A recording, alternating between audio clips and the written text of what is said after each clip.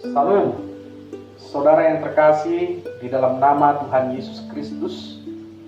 Pada hari ini saya akan membawa firman Tuhan, yaitu khotbah epistel pada Minggu Quasimodo Geniti, tanggal 19 April 2020, yang tertulis dari surat Rasul Petrus yang pertama, 1 Petrus 2, ayatnya yang ke-1 sampai dengan ke-5.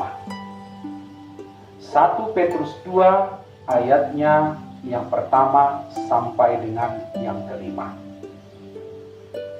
Karena itu, buanglah segala kejahatan, segala tipu, muslihat, dan segala macam kemunafikan, kedengkian, dan fitnah. Dan jadilah sama seperti bayi yang baru lahir, yang selalu ingin akan air susu yang murni dan yang rohani, supaya olehnya kamu bertumbuh dan beroleh keselamatan, jika kamu benar-benar telah mengecap kebaikan Tuhan. Dan datanglah kepadanya batu yang hidup itu, yang memang dibuang oleh manusia, tetapi yang dipilih dan dihormat di hadirat Allah.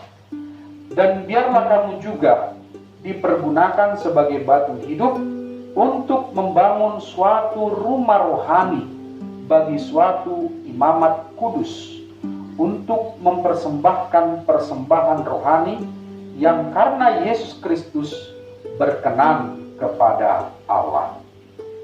Saudaraku yang terkasih di dalam nama Tuhan Yesus Kristus, surat 1 Petrus merupakan surat yang ditujukan kepada jemaat Kristen yang berada di perantauan atau orang-orang pendatang, yang berarti penduduk asing yang tinggal sementara.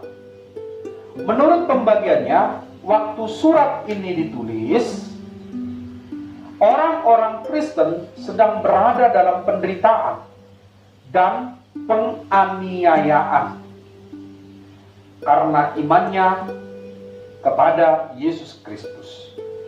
Oleh karena itu, Rasul Petrus mengingatkan untuk selalu setia kepada Allah dan menjadikan Yesus sebagai batu penjuru apapun yang terjadi. Dan orang yang setia kepada imannya tidak akan dipengaruhi oleh dunia dan melakukan yang jahat, tetapi ia akan menjaga kekudusannya. Saudaraku yang terkasih di dalam nama Tuhan Yesus Kristus, nas ini Rasul Petrus mengingatkan. Dalam nas ini Rasul Petrus mengingatkan untuk segala yang mereka alami tidak perlu menjadi jahat, tetapi buanglah segala kejahatan itu, yaitu segala tipu muslihat, kemunafikan, kedengkian, dan fitnah. Karena dosa-dosa ini mengganggu hubungan sesama dan hubungan dengan Tuhan. Orang yang percaya adalah orang yang terus memperbaharui pengenalannya akan Yesus Kristus di dalam hidupnya, bagaikan bayi yang baru lahir, yang selalu mencari dan mendambakan akan susu yang murni. Artinya, menjadikan firman Tuhan sebagai minuman rohani. Ini adalah cara untuk tetap memelihara kemurnian iman dan menumbuhkan kekuatan rohani kita.